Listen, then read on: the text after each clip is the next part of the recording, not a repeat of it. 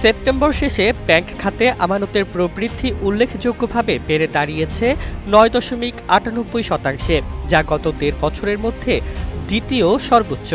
দীর্ঘদিনের স্থবিরতা কাটিয়ে টানা ২ মাস ধরে আমানতের ইতিবাচক প্রবৃদ্ধি ব্যাংকিং খাতে আস্থা ফিরছে, এমন ইঙ্গিতই দিচ্ছে বাংলাদেশ ব্যাংকের সদ্য প্রকাশিত প্রতিবেদন।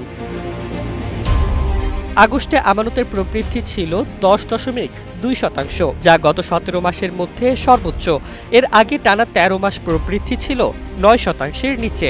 বিশেষজ্ঞদের মতে সেপ্টেম্বরে প্রবৃদ্ধি সামান্য কম হলেও সামগ্রিক অর্থনীতির প্রেক্ষাপটে এটি এক বড় অগ্রগতি।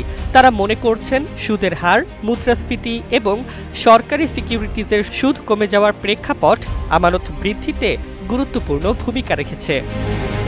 দৃঢ় বন্ধনের আস্থায় শক্তিশালী স্টিলের আরেকটি নাম জেডএসআরএম।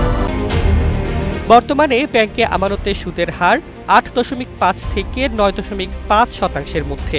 অন্যদিকে সেপ্টেম্বরে মুদ্রাস্ফীতি ছিল ৮.৩৬%। অর্থাৎ দীর্ঘদিন পর আমানতের প্রকৃত সুদের হার পজিটিভ হয়েছে। একই সময়ে ট্রেজারি বিল ও বন্ডের সুদের হার কমায় অনেক ব্যক্তি ও প্রতিষ্ঠান ব্যাংকেই টাকা রাখাকে বেশি লাভজনক মনে করছে। বাংলাদেশ ব্যাংকের তথ্য বলছে ২০২৫ সালের সেপ্টেম্বর শেষে ব্যাংক খাতে মোট আমানত দাঁড়িয়েছে ১৯,১৪,০০০ কোটি টাকার বেশি, যেখানে ২০১৪ সালের একই সময়ে পরিমাণ ছিল ১৭,৪১,০০০ কোটি টাকা। এদিকে সরকার পরিবর্তনের পর কিছু ব্যাংক নিয়ে যে অনিশ্চয়তা তৈরি হয়েছিল তা ধীরে ধীরে কাটতে শুরু করেছে, ফলে সেই ব্যাংকগুলোতেও টাকা ফিরতে দেখা যাচ্ছে।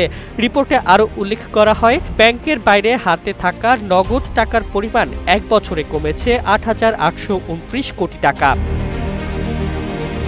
সব মিলিয়ে ব্যাংক খাতে আমানত বৃদ্ধির এই ধারা অর্থনীতির জন্য একটি ইতিবাচক সংকেত বলেই মনে করছেন সংশ্লিষ্টরা। ডেস্ক রিপোর্ট, জয় দিন।